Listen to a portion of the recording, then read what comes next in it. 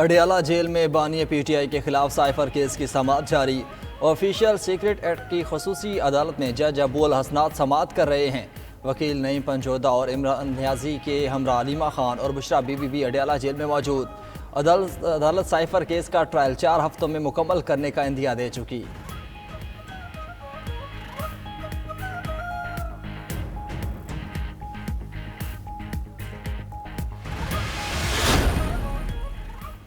پرویز الہی اور مونس الہی سمیت دیگر کے خلاف گجرات ٹھیکوں میں کک بیکس کی تحقیقات مکمل۔ نیب نے پرویز الہی اور مونس الہی سمیت دیگر کے خلاف 1 ارب 23 کروڑ روپے سے زائد کا ریفرنس احتساب عدالت میں دائر کر دیا۔ نیب ریفرنس میں سابق وزیر اعلیٰ اور ان کے بیٹے مرکزی ملزم نامزد۔ کہا گیا کہ ملزمان قومی خزانے کو نقصان پہنچانے میں ملوث پائے گئے ہیں۔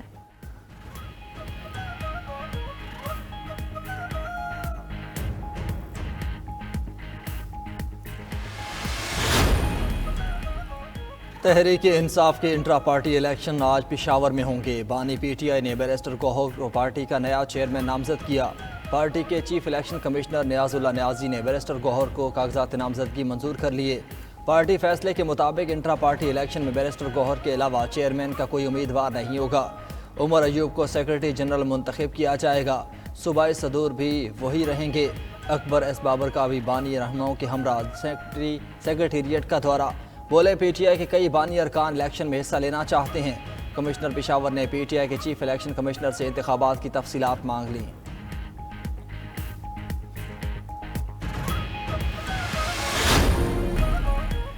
بہاولپور میں جے یو آئی کی طوفان الاقصی کانفرنس ڈرنک اسٹیڈیم کے ہاکی گراؤنڈ میں میدان سجے گا۔ جلسے کے لیے انتظامات کا سلسلہ جاری۔ اسٹیج تیار کر لیا گیا۔ مولانا فضل الرحمان خطاب کریں گے۔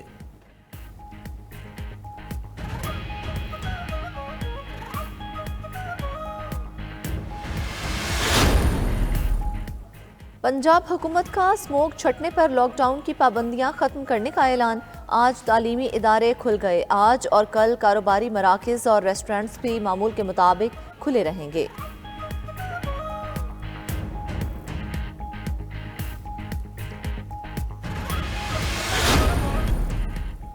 آپس کی لڑائیوں سے کسی کو فرصت نہیں۔ جمہوری طاقتیں ناکام ہوئیں تو پھر کوئی اور طاقت آئے گی۔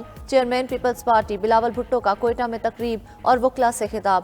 بولے ہمیں روایتی اور پرانی سیاسی سوچ کو چھوڑنا پڑے گا۔ عوام جب فیصلہ لے لیں تو انہیں کوئی طاقت نہیں روک سکتی۔ اس وقت وفاقی سطح پر کوئی میدان میں ہے تو وہ پیپلز پارٹی ہے۔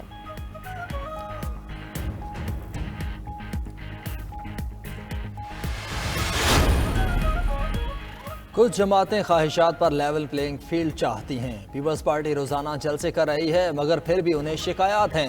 پی ٹی آئی بھی خیبر پختونخوا میں کنونشن کر رہی ہے۔ نگران وزیر اطلاعات مرزا سولنگی کی 92 نیوز کے پروگرام نائٹ ایڈیشن میں گفتگو۔ کہا ملک میں سیکیورٹی کا کوئی مسئلہ نہیں، انتخابات وقت پر ہوں گے۔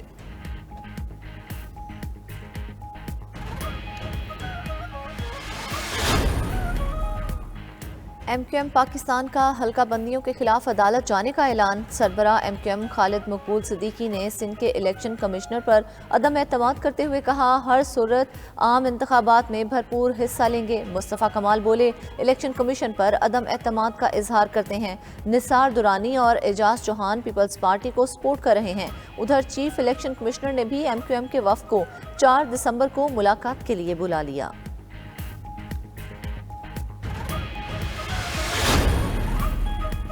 موسمیاتی تبدیلیوں سے نمٹنے کے لیے 30 ارب ڈالر کا فنڈ قائم کرنے کا اعلان۔ دبئی میں عالمی ماحولیاتی کانفرنس کوپ 28 کا اجلاس۔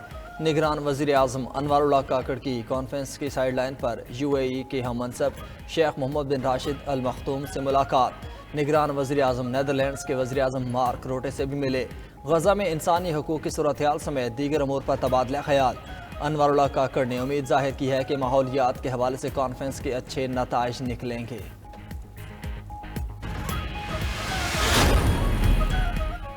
غیر قانونی افغان باشندوں کی وطن واپسی کا سلسلہ جاری۔ 1 دسمبر 2023 کو مزید 3776 افغان شہری اپنے گھروں کو واپس لوٹ گئے۔ 4,02,312 افغان شہری اب تک وطن واپس جا چکے ہیں۔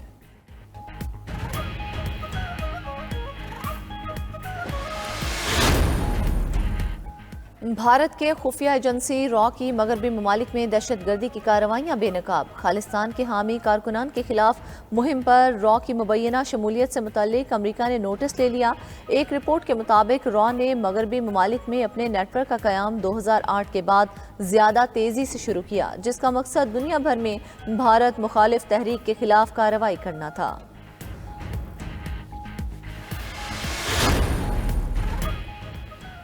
पाकिस्तान क्रिकेट टीम के कप्तान शान मसूद की क़यादत में सिडनी से कैनबरा पहुंच गई। खिलाड़ी आज आराम 3 दिसंबर से प्रैक्टिस का आगाज़ करेंगे। कौमी टीम 6 से 9 दिसंबर तक 4 रोज़ा मैच खेलेगी। ऑस्ट्रेलियाई वज़ीर आज़म ने पाकिस्तानी टीम को दावत पर बुला लिया। स्क्वाड 5 दिसंबर को वज़ीर आज़म हाउस जाएगा।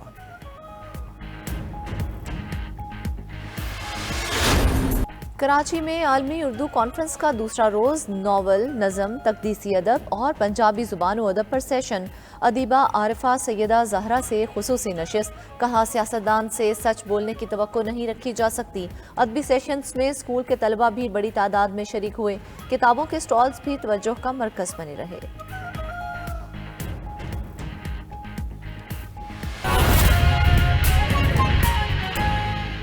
अडियाला जेल में बानी पीटीआई के खिलाफ साइफर केस की समाअत जारी है। ऑफिशियल सीक्रेट एक्ट की खुसूसी अदालत में जज अबुल हसनात समाअत कर रहे हैं। वकील नईम पंजोता और उमेर नियाजी के हमरा अलीमा खान और बुशरा बीबी भी अडियाला जेल में ही मौजूद हैं। अदालत साइफर केस का ट्रायल 4 हफ्तों में मुकम्मल करने का इंदिया भी दे चुकी है। तो आपको बताएं, इस हवाले से अडियाला जेल में बानी पीटीआई के खिलाफ साइफर केस की समाअत जारी है। ऑफिशियल सीक्रेट एक्ट की खुसूसी अदालत में जज अबुल हसनात समाअत कर रहे हैं। वकील नईम पंजोता और उमेर नियाजी के हमरा अलीमा खान और बुशरा बीबी भी अडियाला जेल में मौजूद हैं। अदालत साइफर केस का ट्रायल 4 हफ्तों में मुकम्मल करने का इंदिया दे चुकी है और खुसूसी अदालत में जज अबुल हसनात इस वक्त समाअत कर रहे हैं। अदालत साइफर केस का ट्रायल 4 हफ्तों में मुकम्मल करने का इंदिया दे चुकी है।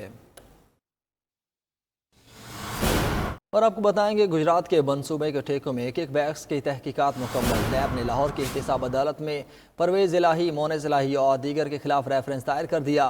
नैब रेफरेंस में कहा गया है कि मुलजिमान कौमी खजाने को नुकसान पहुँचाने में मुलव्वस पाए गए हैं।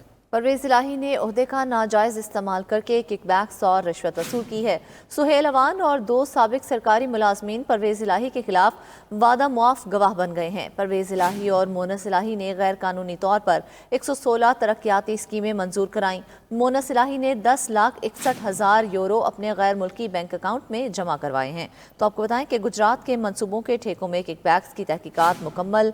नैब ने लाहौर की एहतसाब अदालत में परवेज़ इलाही, मोनस इलाही और दीगर के खिलाफ रेफरेंस दायर कर दिया है।